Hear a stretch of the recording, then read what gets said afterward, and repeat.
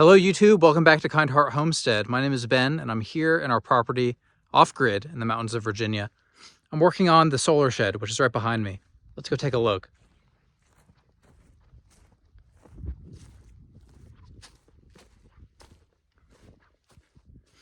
Here's my vented soffit panel. I have a stack of these. And the goal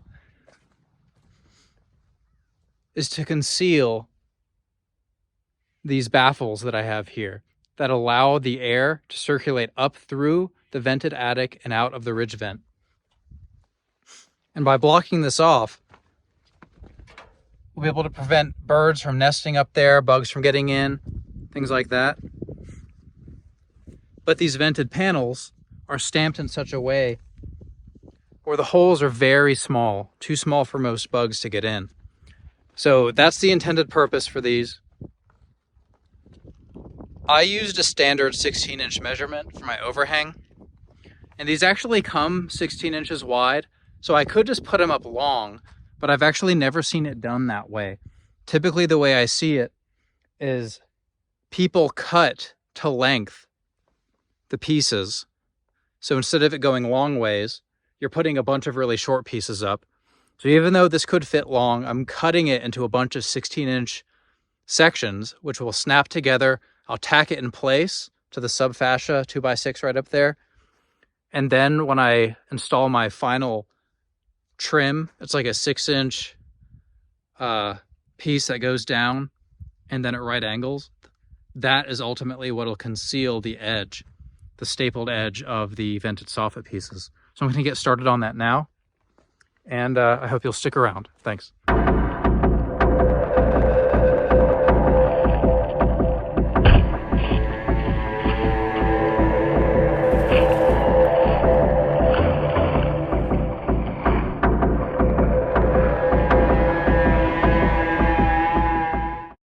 After smashing this pumpkin, it's time to get to work on the vented soffit on the north side of the building. You can see here I used a framing tape measure to make a tick mark every 16 inches. And a framing tape measure has a shape or a color marked every 16 inches for framing purposes, because studs typically are spaced 16 inches on center in conventional modern construction. Then I take my framing carpentry square, I think it's called, and trace that line all the way across to make sure each of these pieces is parallel to the last. After tracing that line with a Sharpie, I then take a metal cutoff wheel and I make these cuts into smaller 16-inch strips. And then I tack them in place with a couple staples just from a hand-powered staple gun. Nothing fancy here. And my staples aren't actually very long, so this is not a good way to permanently attach them. But once I put the next piece of trim on, which wraps around the front of the 2x6 fascia board, it will grip at least the first 3/4 to an inch or so of each of these vented soffit panels. And since the staples are not a permanent solution, I need to hurry up and secure that 2x6 fascia trim that'll hold them in place. But you can see this F and J trim is in my way. It's sticking out a couple feet from the building, but it needs to be cut off flush.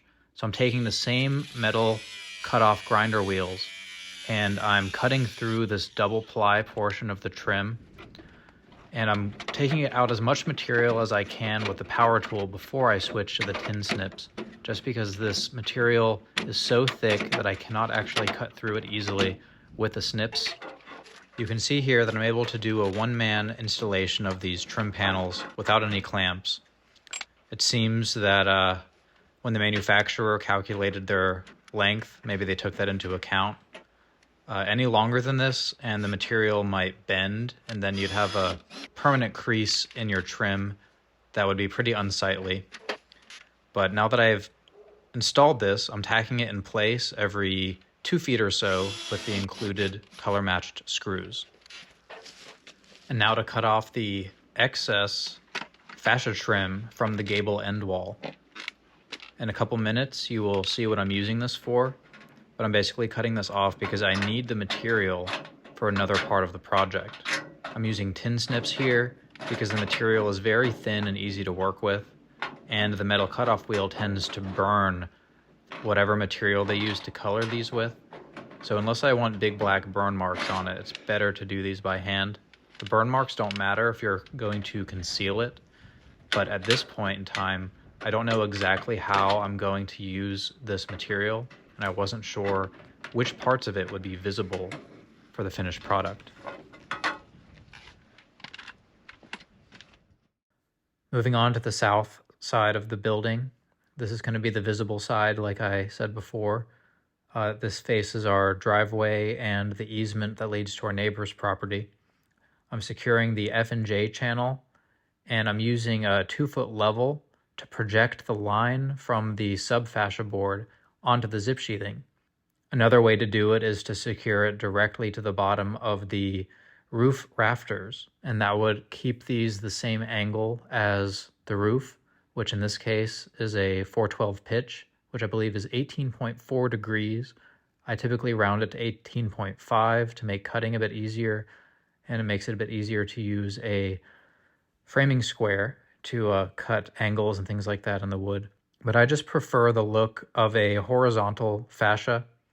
It kind of brings a nice clean right angle to where it joins up with the sheathing. And I believe this F and J trim is designed for 90-degree angles anyway. So I think it's just going to work easier in this situation. But after this, I'm just going to move on with the same procedures you saw me do as my test run on the north side, which involves using the tape measure to cut 16 inches on center. Then I project that line up with a carpenter square, and then I simply make my cuts using the metal cutoff wheel on my grinder.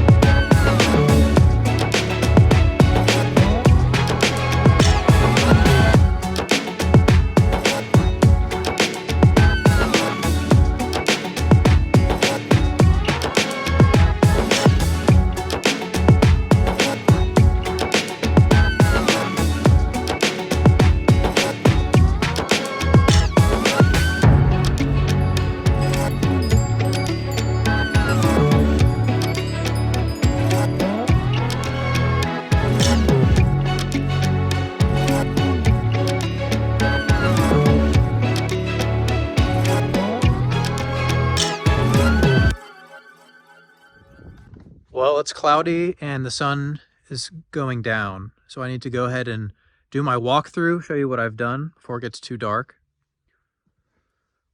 Behind me, I have the vented soffit going all the way across. This is the south side, most visible from the driveway.